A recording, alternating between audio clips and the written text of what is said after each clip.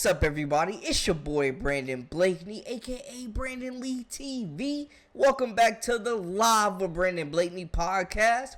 Y'all know we got another banger for y'all today, so kick back, relax, and come take a ride with your boy. Now we got the Sweet 16 kicking off in women's college hoops this weekend. Starting today, South Carolina survived a valiant effort from Indiana. On top of that, Hannah Hidalgo and Notre Dame saw their season end. Plus, Geno doubles down on his comments saying Paige is the best player in the nation. I don't know what y'all feeling. But before we get into all that, make sure y'all hit that subscribe button for all the latest and the greatest and join our memberships. We got that exclusive content coming daily, weekly, whenever you need it. Now, let's get into it. You are now locked into the Live with Brandon Blakeney podcast. Here is your host, Brandon Blakeney. Now, in our first game, we had a barn burner. Oregon State takes the dub over Notre Dame 70-65. Now, Oregon State had 26 turnovers in this contest, guys. And they still managed to win this game with some hot shooting. Let's get into the numbers. Oregon State shot a second season high total of 60.4% from the field goal, while also holding Notre Dame to 35.6%. The Beavers knocked down 6 3-pointers compared to Notre Dame's 4. Notre Dame won the free throw battle, though. They were 9 for 9 from the line compared to 6 of 10 for the Beavers. But Oregon State dominated the glass, and that was a trend in this game, 42-24. They get 34 offensive rebounds, limiting Notre Dame to one shot per possession 34 times. And then you just look at it, the way they shared the basketball, 20 assists compared to Notre Dame's 11, 5 blocks. But the 26 turnovers is insane. It's just like a tale of two teams right there. How do you shoot over 60% from the field, but turn the ball over 26 times? There's no way Oregon State should have won this game, but they continue to fight on, believe in themselves, and prove the doubters wrong, man. Looking at the numbers, leading Oregon State, Reagan Beers was sensational in this game. 18 points, 13 rebounds, big in the paint for the Beavers. And then her opposite, on her other side, her teammate, her tag team duo in the paint, Tamia Gardner, 21 points, 11 rebounds, and she shared some comments after the game just talking about how this team is amped up, they believe that they belong, and they ain't done yet. Leading the backcourt was Donovan Hunter with 11 points, 3 double-figure scores for Oregon State, man, to knock off Notre Dame, one of the hottest teams in the nation and the number 2 seed in this region.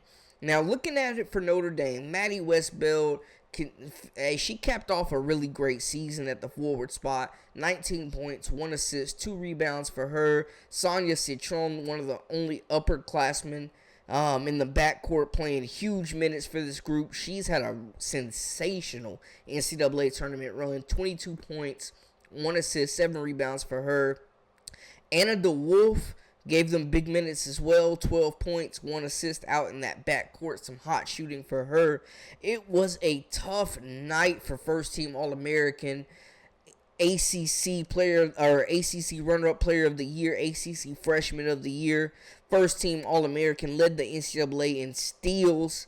Hannah Hidalgo, the freshman, 10 points, 3 assists, 4 rebounds, and they just were not falling for her tonight. Really, really rough shooting night. But she's had an incredible season and proves that the future is bright for Notre Dame. And when you think about how good and how much this team overachieved, and imagine Olivia Miles in this lineup next year, guys, we're talking about a potential Final Four team. I'm just going out on a limb and saying it right now. Heck of a season for Notre Dame. And then Oregon State, the win and them advancing to the Elite Eight just shows how strong, how powerful the Pac-12 was this season, man, with Stanford, USC, Oregon State. Utah, UCLA, who's also still in this tournament. Utah's eliminated, but USC, UCLA, Oregon State, Stanford, still in this tournament doing work, man. The last season of the Pac-12 is their best season. They're showing they are the most loaded conference in this entire country, and we've been saying that since the beginning. So they deliver. Oregon State comes up with the big win. And our other matchup, a battle to go to the Elite Eight, Indiana versus South Carolina. Now, South Carolina went up in this game 21 points. And Indiana erased that deficit with some serious three-point shooting. They was letting it fly, y'all. South Carolina moves to 35-0 heading into the Elite Eight for another consecutive year. They take the win 79-75 over Indiana. Down for both teams. South Carolina shot 50% from the field compared to Indiana's 45.9%. Indiana was letting the threes fall. Now, I will say South Carolina shot better at 50%, hitting 8 of 16. Indiana knocked down 13 three-pointers, shooting 39.4 from the field. But that is what kept them in this game, their three-point shooting. You notice the discrepancy in the free throws. South Carolina being more aggressive in the paint, honestly. They knocked down 11 of 16 of their free throws, 68.8%. Indiana left 3 points at the line that, kind of hurt them in the end, man.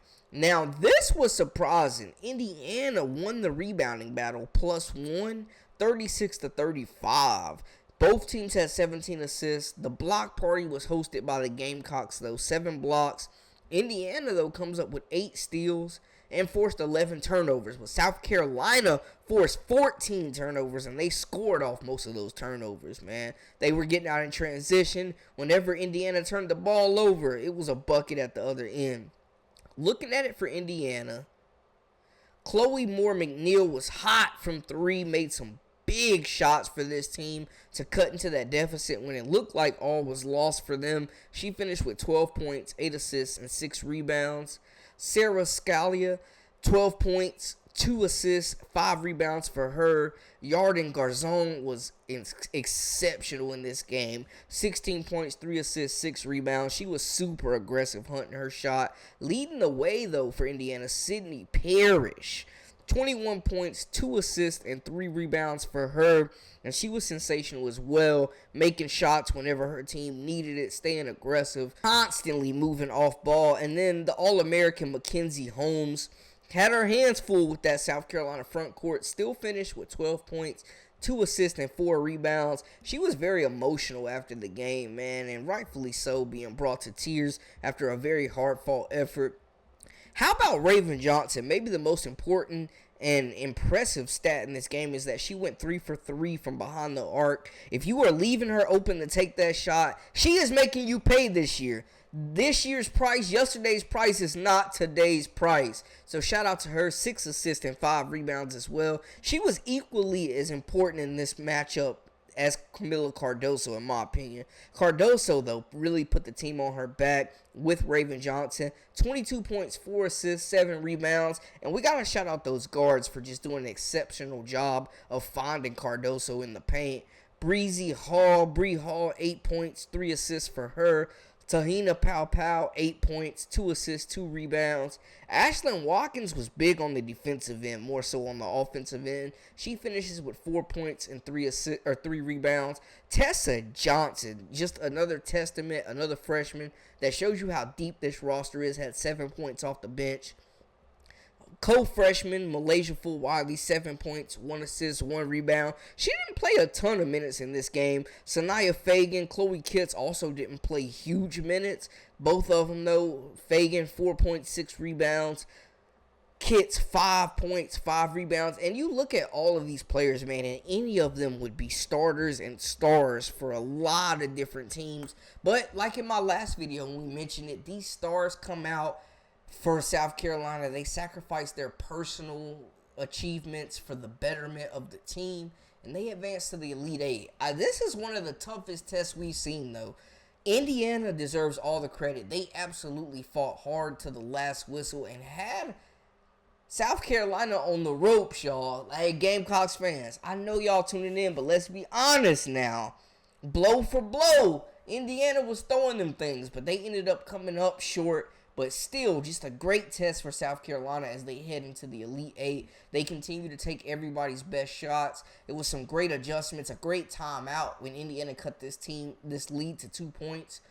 And Staley called that timeout to draw up a play, and Raven Johnson hits the three to put South Carolina ahead for good, and man, just sealed the deal. Heck of an effort, though. Team effort for South Carolina as they continue to roll on. 35-0, man. This team has passed every test, and they've been tested. Indiana deserves a lot of credit, but South Carolina gets the job done once again. Shout out to them Gamecocks. Everybody was tuned in. It looked like it was going to be a blowout. Indiana fought back, but South Carolina never wavered. It never felt like that they were truly in danger of losing this game. So shout out to them for getting the job done and moving on and notching another win in the belt. This team is deep. They can play fast. They can play half court. They're knocking down three-pointers. Such a big strength. Raven Johnson's improvement shooting the basketball, as well as the additions of shooters like Tahina Powell, Malaysia Foot Wiley, Tessa Johnson, really just finding their confidence, man. So, hey, shout out. This team is deep. Dawn Staley can throw 10 players out there. She's got 10 starters on this roster. 9 at least. 10 maybe. I'm just saying, man, this team is deep, and their depth just continues to wear teams down, man. This second five, there's no drop-off from the first five, and I don't think there's another team in the nation that can say that. You don't allow a three-point shooting team to shoot a barrage of threes and get themselves back into the game, make it a one-possession game. But I mean, look, we're a young basketball team. They're a seasoned basketball team. That team has been together for a long time, and they know how to win. And fortunately for us, we built a big lead and afforded ourselves to allow them to get back in the game. Imagine if it was nip and tuck and we lose the basketball game. So proud of our team at this point of the year. It's just about it, winning and advancing, surviving and advancing, and we're doing that. Moving on to some teams that have games coming up later in the weekend. First off, Geno Auriemma doubles down. We talked about Paige Beckers in my last video and how Dawn Staley was making some great comments about her, saying she's the most elitist player in the nation and maybe in the history of women's college basketball. No wasted movements. She's so precise, and she will rip your heart out play after play after play. Beckers makes the right decision. And Coach Geno Auriemma spoke out about how he doubled down and feels like he has the best player in the nation, and she is Paige Beckers. I didn't realize I was causing a stir. I bet you if you asked USC, they wouldn't tell you Caitlin Clark's the best player. Bet you if you asked LSU, they wouldn't tell you. Bet you if you asked Texas, they wouldn't tell you. I think every coach thinks the player that's on their team that's helping them the most is the best player. Listen, I've coached the best player in the country a lot more than anybody else coaching in this tournament. It's okay for somebody else to say their player is. Yep. If you go by stats, if you go by efficiency, if you go by the entire box score and what she means to our team, playing power forward, I think she's done more for our team than anybody else could have done on our team. And I wouldn't trade her for anybody else. Beckers is just a true comeback story, man. Just seeing how she's fought back from 2 season-ending injuries, wheeled UConn to a regular season Big East title, as well as a conference tournament title, and now they're in the Sweet 16, looking to beat a tough, scrappy Duke squad to go to the Elite Eight, man. The most just great part about this story for us is the fact that Beckers has already said that she's coming back next year. So she's playing with house money right now. I'm not going to tell Geno he's wrong, because I agree with one part of that sentence, that statement, when he said that nobody has done more for this team than her, and maybe no other team in the nation. One player, Paige Beckers, has UConn on her freaking back, yo. And we got to shout out and show love.